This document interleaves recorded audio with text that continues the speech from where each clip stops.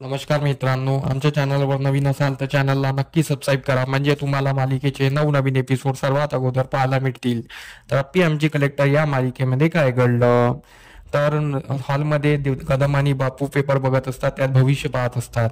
भविष्य बघता बघता मोना बोलते, मी एक भविष्यवाला सांगणारा होता, त्यांनी मला सांगितलं होतं की तू पुण्यात येशील आणि मी पुण्यात आली. त्यात त्यांनी सांगितलेलं सर्व भविष्य खरं ठरलं.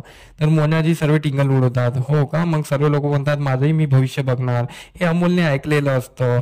तशा इथे गोष्टी चालू असतात. इकडे अर्जुन ऑफिसला पोहोचलेला असतो, म्हणजेच तो पोलीस स्टेशनला आलेला असतो. तर तेवढ्यात आर्या तिथे येते. अर्जुन बोलतो आर्याला की मी सांगितलेल्या फाईलचं काम केलं का तू, आणि त्या फाईल बद्दल विचार केला का. तर आर्या बोलते हो. मग आर्या ती फाईल दाखवत असते, तेवढ्यात तिची कुंडली त्यामधून खाली पडते.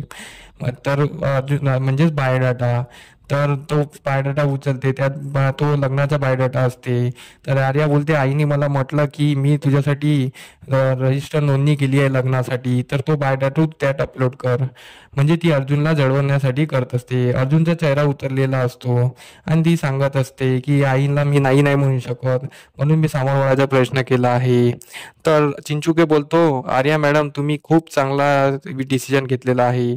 आयुष्यात समोर वाढायलाच पाहिजे, तरच काही तुमचं सामोर होऊ शकतो. अर्जुन बोलतो हो आर्या, तू सामोर वाढली हेच चांगलेलं आहे.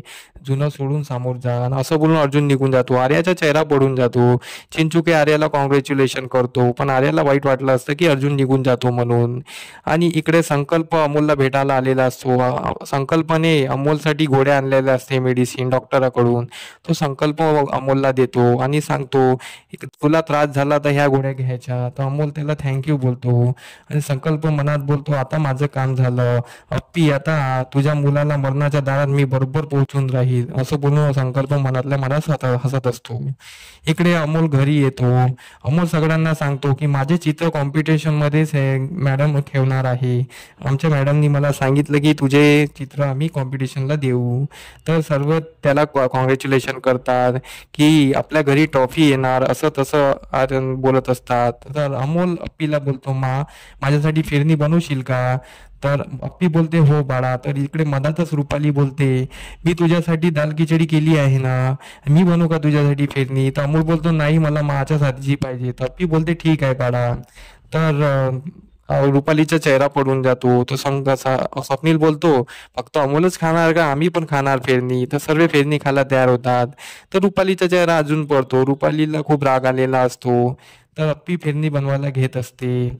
इकडे अमोलचे चित्र सरांनी बघितलेले असतात आणि अर्जुन आणि अप्पी इकडे बोलत असतात. अर्जुन अप्पीला चित्र अमोलचे चित्र दाखवतो आणि बोलतो बघ अमोलने याच्यामध्ये चित्रामध्ये काय सांगितलेलं आहे, त्याला त्याचे बाबा एकत्र पाहिजे आणि त्याला आपण एकत्र आलेलंच त्याला आवडेल. तर आपण आपलं कधी कोणाला सांगायचं नाही आपल्यात काय आहे, अमोलसाठी आपल्याला एकत्र यावं लागेल. तर अप्पी पण त्या चित्राचं महत्त्व सांगते.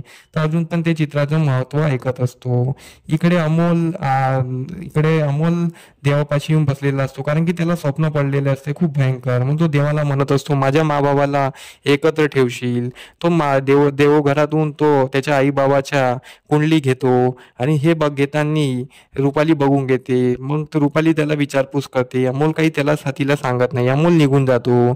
तर रुपाली देवघरातून बघते तर अमोल ह्या कुंडली घेऊन कुठे गेला, तिला विचार पडतो.